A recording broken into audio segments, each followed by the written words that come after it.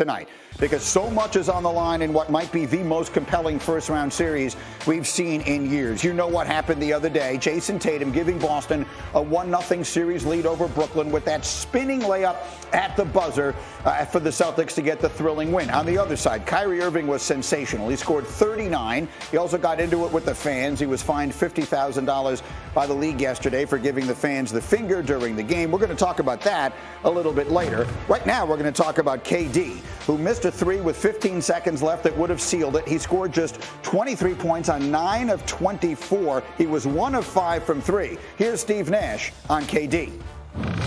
I think we can try to improve some of the looks, but I think a lot of the looks, are ones that Kevin's able to handle and make, and so I wouldn't overreact there. Kevin, can play better and will play better. It's our job to help him, but Kevin knows how to adjust.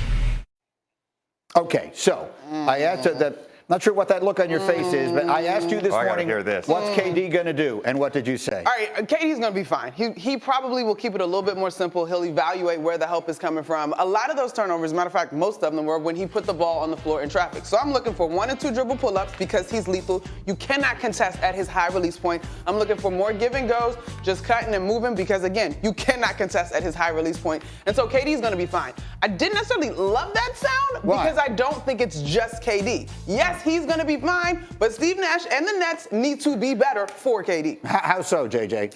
Get him on the move more, pin downs. He's made a living on that small pin down where he gets a mismatch at the elbow and can pull up.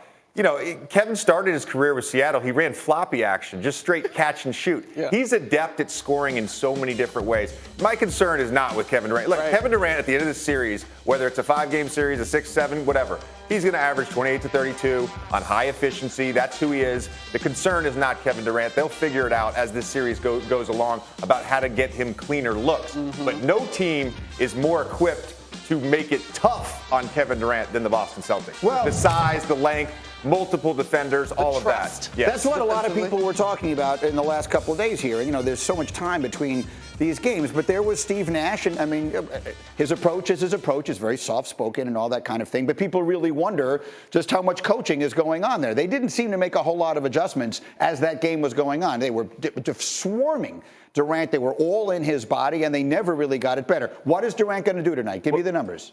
He'll have a 30 points tonight? Yeah, he'll have a 32, 9 assists, 8 rebound vintage Kevin Durant performance. There's no reason I don't think he won't have that. We talked about this yesterday. Yep, come on. To me, it's got to be Seth Curry and more Patty Mills. Mm-hmm. They got to open things up. They need to spread the floor out. He's got to have space to operate, as does Kyrie. And those guys got to knock down shots. Patty Mills only played 12 minutes, took 1 shot. Mm-hmm. Seth Curry took 7 shots. They got to get those guys going. All right, so there's one X factor that will not play in tonight. It could potentially play in as the series continues. The Nets may ultimately get help from this guy. Ben Simmons, according to Woj, has been cleared for contact. Woj tells us he could be available for the Nets as early as Game 4 for limited minutes. Tonight is Game 2. Saturday is Game 3. Game 4, of course, will be in Brooklyn. You have this skeptical look on your face, Monica. Can Ben Simmons at this point come to the rescue? You tell me. JJ, come on, you're the pro. Can you get on a moving treadmill and make a major difference? No. This is the most intense series we have in the opening round. If you can get some of Ben Simmons, fantastic. What a blessing. It is a gift. But am I expecting much? Not really. Oh, wow. Are you? I'm expecting a lot, yeah. If he's able to play, here's the thing. Ben Simmons' game is not reliant on feel or rhythm or touch. Ben Simmons' game is reliant on, can I go up and down the floor, and can I guard? Can he guard? And if he can he guard? Well, historically, he's proven that he can guard. But we don't know. He hasn't played in a year. He's not going to play if he can't physically move the way he wants to move. All right. He won't. Okay. They're not going to put him out there if his back's all messed up. Look, if he can play, I expect him to make an impact. Defensively, playmaking. their closing lineup with him at the 5, especially against a team like the Celtics, that's dangerous to me. Well, look, the bottom line is they lost by 0.6 seconds the other day. If he can make them 1 second better, he could have won them. Find a way to be 1 second better in Boston. We're all over the NBA playoffs. Plus, why yesterday was the first day of the rest of Baker Mayfield's life. The clock ticks toward a trade. Where will he wind up? Those are the questions. We've got the answers as we get up with you starting right now. And as you can see, we are jam-packed. Here we go. McNutt is back for more. Ninko has made the trip up. Oh, look, it's JJ Redick who's in our studio today. Delighted to see him. And that's not all. The big swagoo is here. Marcus Spears ready to go. Jeff Darlington's ready to break some news. Let's do it, everybody. And we start with the game of the night last night. And this was a bit of a stunner and potentially terrible news. Here we go. The 1 seed are the Suns. Devin Booker is their best player. Monica, he had it going early in this one, and he had it going with the crowd. Take a look here as he knocks down the tough shot. What happens at the end of the play? This is how you follow through. This is only for elite athletes. He's practiced this. This is the perfect follow through right here. Boom. We love to see it. Come on. Oh, he fist bumped the baby. Just over 3 seconds remaining in the second. Suns up 2. Now they're up 5 at the break, and he had 31 in the first half. But hold everything. This is where it takes a turn. We're 5 minutes remaining in the third. The Suns are down by 1. Just keep an eye on Booker as he's chasing down this play. He goes up, he comes down, and immediately grabs the back of the leg, and then, just as immediately, takes himself out of the game. He would not return. Well, I play. You see, Monica's face tells the story. It's a hamstring. We'll talk about it in a moment. Meanwhile, under 7 minutes to go, C.J. McCollum's got him going. I mean, this is a guy that's been to a Western Conference Finals. This is why the New Orleans Pelicans traded for him. That pedigree, that confidence, and big-time moments. But this, Greeny? Yeah. Come on, man. Brandon Ingram was on another level. There literally was nothing this Phoenix Suns squad could do to stop him. He had 37. The Pelicans win, but afterwards, coach, the talk is all about Devin Booker. We've played without Chris and Book before. If we have to play without Book, next man up. And we've done that all year long. All right, so how significant do we think this injury could be? Entering yesterday, Phoenix was the clear favorite to win the title according to Caesars. After this injury, the odds to win went up a tick, and the Warriors sneakily went from plus 650 to plus 375, just 100 points behind the Suns. So our friends in the desert, not the one in Arizona, think this is a very big deal. JJ, as you see that, again, athletes are the closest thing to doctors. How would you describe the significance of this injury to Devin Booker? Well, he needs to get an MRI. We need to know whether it's a grade 1 or a grade 2 hamstring.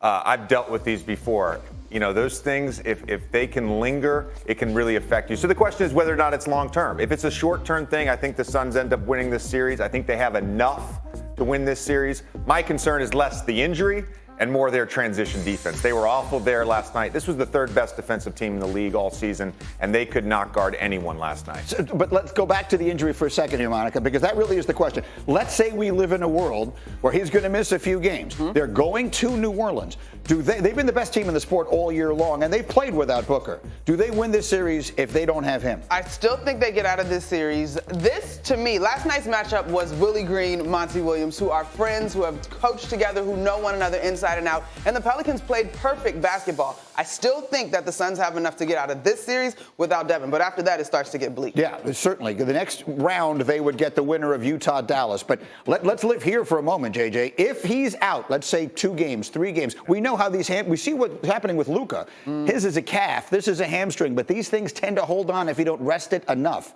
Do they win this series without him? I think they do. They've proven all year they've won without Chris. They've won without Devin. Earlier in the season, Ayton missed a bunch of games. Cam Johnson as a starter this season averaged like 17 and 5 on 50, 40, 90 shooting splits. They have enough to get past this team. Their half-court defense and their transition defense, those are the areas of concern with me. You got to get Brandon Ingram sped up in the half-court. He was way too comfortable last night. And if you look at the stat line of both him and C.J. McCollum, yes, it's the shot making. Both those guys also had 9 assists, creating for other guys. Ingram is, I've been saying this all year long, the best player in the league that no one ever talks about. And he showed you why last night. So I just showed you the odds. Now, as you guys both get to know me, Monica and JJ, you will find I am a professional overreactor. So we've had 4 games played between these two series combined. Golden State has looked sensational. The Suns have an injury, and they're all of a sudden in a dogfight with the 8 seed, or the team that comes in. I guess they are now the 8 seed. Yeah. All of a sudden, does Golden State, Monica, look like the team to beat in the West? Ooh, Greeny, I have been someone that's rolled with the Phoenix Suns all season long. But at this point, if we still have questions that need to be answered about Devin Booker, you have to go yes. Now, on the flip side of that, I still have questions about the durability of this Warrior squad over the duration of a playoff run. While they have looked fantastic in the first 2 games, this is the first time we've seen this group look this good. JJ. The chances of this being a long-term injury where he can't play in the conference finals is slim. They have enough to get out of the first round. They have enough to win versus Utah or Dallas. So I think, yes, they are still the favorites. The Suns are still the favorites in the West. As long as Devin Booker is healthy for that series against the Warriors, I don't care who the Warriors have on the court, they are the favorites. All right, we'll have much more time to get to last night's